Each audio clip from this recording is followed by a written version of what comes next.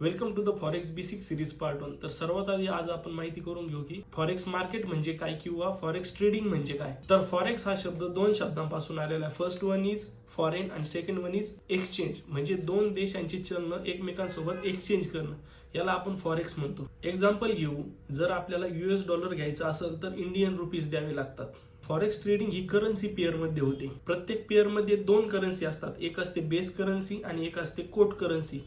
तर आपल्याला Indian rupees देऊन डॉलर घ्यायचा आहे, तर डॉलर ही झाली बेस करन्सी आणि इंडियन रुपीज झाली ही कोट करन्सी. म्हणजे आज जर $1 आपल्याला घ्यायचा असेल तर 91 रुपीज आपल्याला द्यावे लागतात. जर आज $1 91 रुपीजला मिळतोय आणि आपल्याला वाटतंय की US डॉलर उद्या स्ट्रॉंग होईल, त्याचे भरपूर कारण असू शकतात, जसं की अनएम्प्लॉयमेंट रेट कमी असणं किंवा त्यांची इकॉनॉमी स्ट्रॉंग असणं. हे झाले फंडामेंटल. आणि टेक्निकली मार्केट एखाद्या सपोर्ट वरती असणं, 1 आवर 4 आवर किंवा 1 महिन्याच्या सपोर्ट वरती असणं, हे झाले त्याचे कारण US डॉलर स्ट्रॉंग असण्याचे. US डॉलर स्ट्रॉंग आहे असं वाटणं आणि आज 91 रुपीजला मिळणारा डॉलर हा आपल्याला उद्या 92 रुपीजला भेटेल असं आपण प्रिडिक्शन करतो. म्हणजे आज आपण 91 रुपीजला एखाद्या ब्रोकर थ्रू $1 खरेदी करतो आणि ज्यावेळेस उद्या भविष्यात तो 92 रुपीजला जाईल त्यावेळेस आपण तो सेल करतो. म्हणजे मधला जो $1 फरक आहे हा आपला प्रॉफिट झाला. त्याच प्रकारे जर हा $1 कमी झाला तर तो जो $1 मायनस आपण गेलोय तो आपला लॉस असेल. या सर्व प्रोसेसला आपण फॉरेक्स ट्रेडिंग म्हणतो. इंडियन स्टॉक मार्केटमध्ये ज्या प्रकारे एखाद्या कंपनीच्या नावाने स्टॉक असतो, त्या प्रकारे फॉरेक्स मध्ये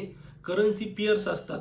म्हणजे USD/INR, British pound versus Japanese yen म्हणजे GBP JPY, या प्रकारे करन्सीज असतात. आपल्या USD/INR करन्सीमध्ये जर USD जर स्ट्रॉंग असेल तर USD/INR चा चार्ट बुलिश असेल, USD वीक असेल तर USD/INR चा चार्ट हा बेरिश असेल. तर नेक्स्ट व्हिडिओमध्ये आपण बघू फॉरेक्स मार्केट हे 24 आवर्स का ओपन असतं आणि फॉरेक्स मार्केटमध्ये कोणते कोणते सेशन्स असतात. Thank you. Stay connected for next video.